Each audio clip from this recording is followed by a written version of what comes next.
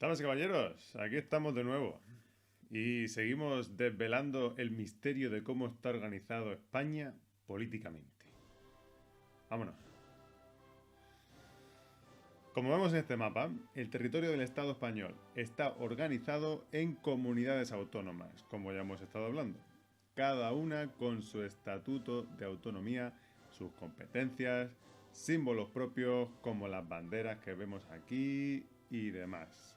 Esto es lo que se llama el Estado de las Autonomías, un Estado descentralizado, que quiere decir que el poder político no está únicamente ejercido desde el centro del Estado, sino que está repartido en los distintos territorios.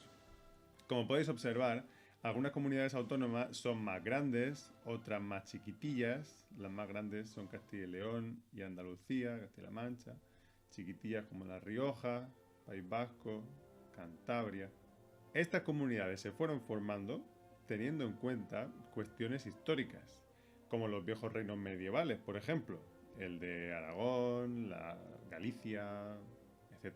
Aunque algunas no tienen estas consideraciones, como el caso de la Comunidad de Madrid, La Rioja o Cantabria. Estas tres que desde la Baja Edad Media han sido parte del reino de Castilla, por ejemplo. Y aunque podría haber sido de otra forma, por ejemplo, había y hay propuestas de que en Andalucía tengamos dos comunidades, una para el occidente y otra para el oriente, o que Castilla y León se divida en dos, León por un lado y Castilla por otro, o que Navarra sea parte del País Vasco, que sean una única comunidad autónoma. Pues así como lo vemos, es como se han acabado conformando y así es como lo tenemos hoy en día. Pero bueno, las autonomías no lo son todo en el Estado español, lógicamente. Como veis, España es una monarquía, o sea, tenemos un monarca, un rey. Por eso el nombre oficial del Estado es el Reino de España. Eso quiere decir que tenemos un rey y también tenemos un sistema parlamentario, o sea, una democracia representativa al estilo occidental moderno, parecido al caso británico, noruego u holandés, que son monarquías parlamentarias también, o también parecido a repúblicas como la República Italiana, alemana, francesa o estadounidense. No es igual a ninguna de estas, pero bueno, es parecido. En nuestro caso, todo esto se basa en la ley máxima del Estado, que es la Constitución española, que la que tenemos actualmente se escribió y promulgó en el año 1978, aunque hemos tenido otras muchas constituciones desde los últimos 200 y pico años en España. Esta es una imagen del documento original de esta constitución nuestra, que dice Constitución Española. Don Juan Carlos I, rey de España, a todos los que la presente vieren y entendieren, sabed que las Cortes han aprobado y el pueblo español ratificado la siguiente Constitución. Y sí, ¿esto de aquí qué es? Aquí aparece un escudo que no es el que tenemos hoy en día en España, ¿verdad? Este escudo, este escudo es el de Franco, el que se puso durante la dictadura franquista, ¿verdad? Claro que sí. Entonces, ¿qué ha pasado aquí? Bueno, que no cunda el pánico. El escudo actual que tenemos se hizo oficial en 1981. Hasta entonces, y desde la dictadura, el escudo oficial de España, del Estado español, era este o muy parecido a este. Pero bueno, a lo que íbamos, que la Constitución es la ley sobre la cual se basan todas las demás leyes españolas, incluidos los estatutos de autonomía de cada comunidad, y en ella se estipula cómo se organiza España política y territorialmente. Se habla de que es una monarquía parlamentaria, se dicen unos cuantos derechos y responsabilidades que tienen todos los ciudadanos españoles. Una maravilla, vaya.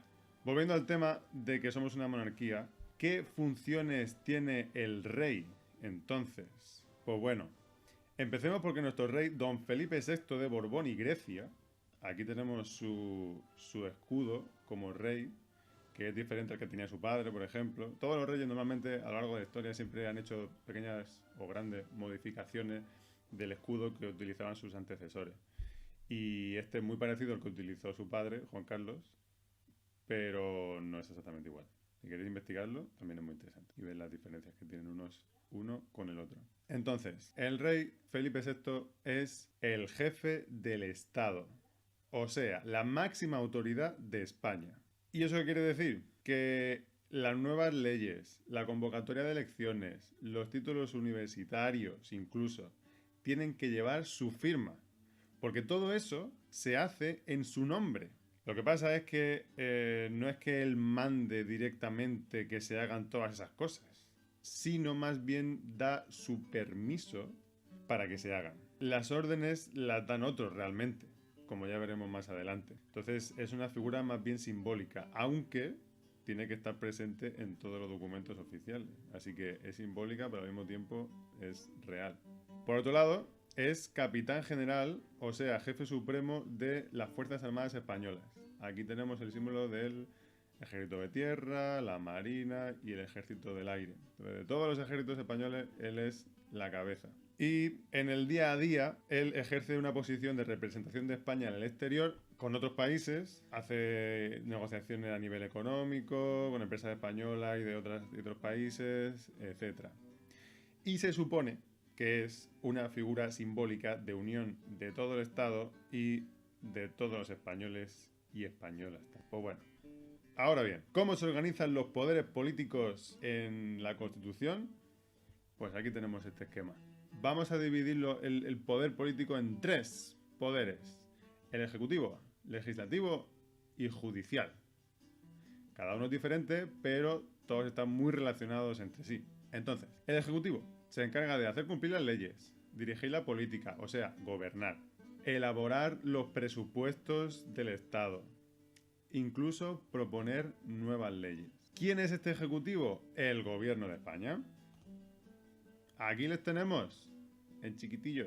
Este es el presidente, Pedro Sánchez, y sus numerosos ministros y ministras y vicepresidentes por aquí. Este seguro que os suena de algo, ¿verdad? Este es el ministro de Sanidad.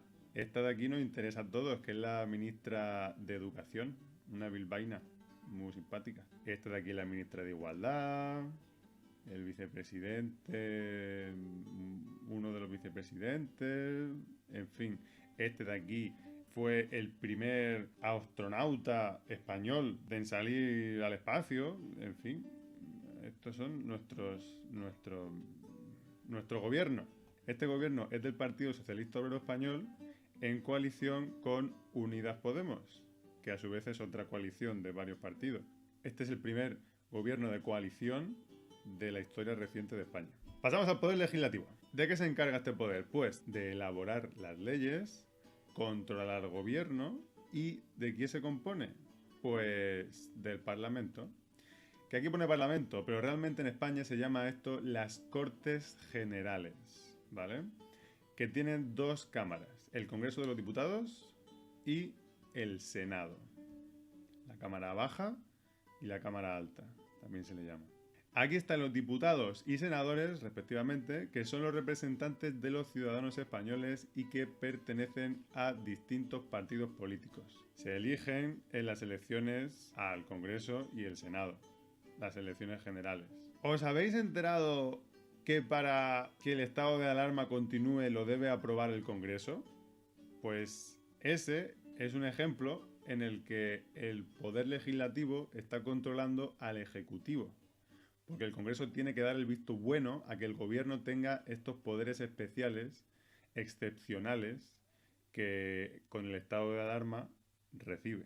Por último, tenemos al Poder Judicial, que se encarga de administrar la justicia, y lo componen los jueces y tribunales. Las máximas instancias de España a nivel de tribunales sería el Tribunal Supremo y el Tribunal Constitucional. A estos tribunales van las causas de más envergadura y a donde los ciudadanos pueden apelar en última instancia. O sea, que si pierdes un juicio en Almería, puedes apelar a que te juzguen en el Tribunal Superior de Andalucía, que está en Granada. Si pierdes otra vez, puedes seguir apelando a la instancia superior, que en este caso pues sería uno de estos dos, dependiendo de la índole. ¡Qué pila de cosas estamos aprendiendo! David. Ahora vamos a ampliar nuestras fronteras para pasar a hablar de la Unión Europea, de la que España es uno de sus 27 miembros. 27 desde que el Reino Unido abandonara la Unión con eso que se llamó Brexit. Si os dais cuenta, veréis que en este mapa no aparece ya. Estaría aquí el Reino Unido y no está. Este es un mapa, por lo tanto, actualizado del actual territorio de la Unión Europea, europeo. Y digo territorio europeo porque hay países de la Unión Europea que tienen territorio fuera de Europa, como por ejemplo España, con las Canarias, Ceuta y Melilla, o Francia, con la Guayana Francesa, que está en Sudamérica, y un montón de islas que tiene por el Pacífico, el Caribe y demás.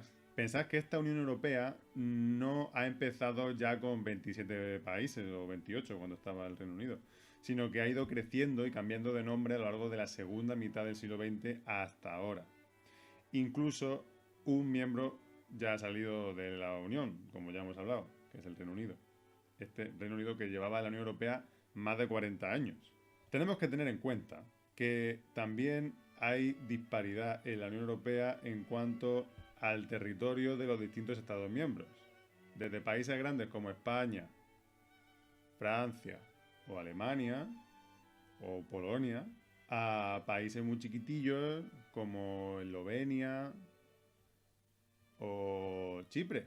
Bueno, Chipre es que, aunque veáis aquí en el mapa que la isla entera realmente es mentira. La mitad sur es la que es la República de Chipre y por lo tanto Unión Europea. La mitad norte es un estado que no reconoce casi nadie, que controla Turquía y que se llama la República Turca del Norte de Chipre. Esto es un follón tremendo. Os recomiendo que investiguéis. Hay unos vídeos muy bonitos que os lo explican. Entonces, vamos a ver. ¿Cómo se organiza la Unión Europea? Pues bien, ya vimos que no existe una constitución europea, aunque ha habido intentos de hacerla. Lo que hay entonces son tratados y acuerdos vinculantes, o sea, de obligado cumplimiento por los países miembros de la Unión Europea. Estos tratados ponen condiciones a los Estados miembros de cómo tienen que hacer ciertas cosas y también organizan las instituciones principales de la Unión. Comenzamos con la Comisión Europea, cuya sede está en Bruselas, Bélgica, y que está formada por un comisario por cada Estado miembro, o sea, 27 comisarios. Ellos proponen leyes al Parlamento Europeo y al Consejo Europeo. También gestiona las políticas europeas y su presupuesto, o sea, el dinerillo, y procura que se cumpla la legislación de la Unión y representa también a la Unión Europea en el resto del mundo. Podríamos decir que es lo más parecido a un gobierno de un país, aunque hay también otras instituciones parecidas que ahora hablaremos de ellas. Ahora vamos a hablar sobre el Parlamento Europeo, que tiene sede en Estrasburgo, que está en Francia, aunque tiene también muchas actividades en Bruselas también. Es una cámara compuesta por representantes elegidos por sufragio universal, o sea, que votan los seres humanos mayores de 18 años de todos los países miembros, también conocidos como eurodiputados, los miembros de este Parlamento. Cuando son las elecciones europeas, como se les suele llamar, elegimos a esta gente de aquí.